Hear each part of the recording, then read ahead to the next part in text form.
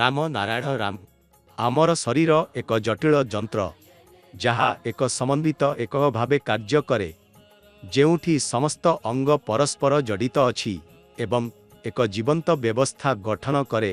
यह सक्रिय एवं सृजनशील प्रेम स्नेह एवं आसक्तिर बंधन रे भरी रही जहा आमकु एक संयुक्त परिवार भावरे एकत्र करे। समस्त अंग एक दल भावरे कार्य करे।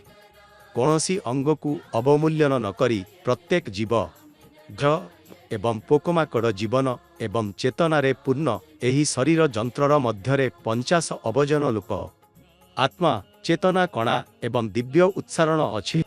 आजिर विश्व एवं समग्र ब्रह्मांडरे असंख्य आत्मा जीवनर मूलभूत आवश्यकतारु वंचित हेउछन्ति।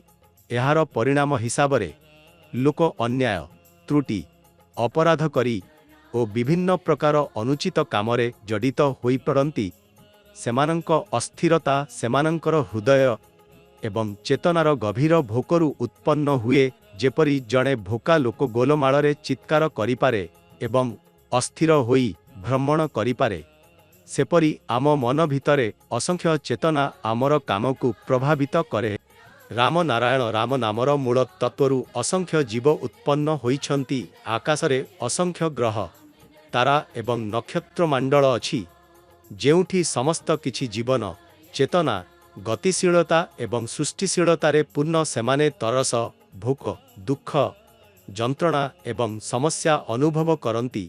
सेमानंक जन्म एवं मृत्यु घटे किंतु सेमाने मनुष्य मानंक परि स्वेच्छानुसारे कार्य करि पारि नाहांति त्रुटि करि पारि नाहांति किंबा अनुचित काम करी तार फल भोग करिबारु रही जाई पारि नाहांति। आम मनरे अनेक भावना अछि एवं सेमानंक मध्यरे आमर विवेक हस्तक्षेप करे आमकु मार्गदर्शन करे एवं आमर त्रुटि गुड़िकु दर्शाए। केबे केबे आमे सेथिरे कान देउ केबे केबे देई नाहु। एहार परिणाम हेउछि अनुचित काम एवं दुर्घटना। एबे समय आसी जाइछि जे आमे एही समस्त भेदभावकु हटाई एक धर्मनिरपेक्ष एवं अग्रगामी समाज निर्माण करिबा उचित।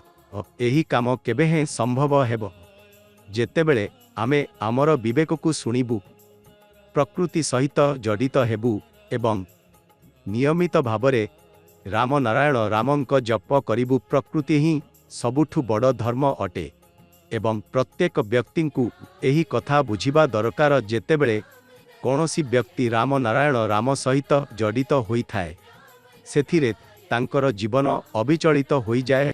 राम नारायण राम सबुबेले लोकंकु एही शिक्षा दियंती जे नीतिपरायण चिंता रख। राम नारायण राम।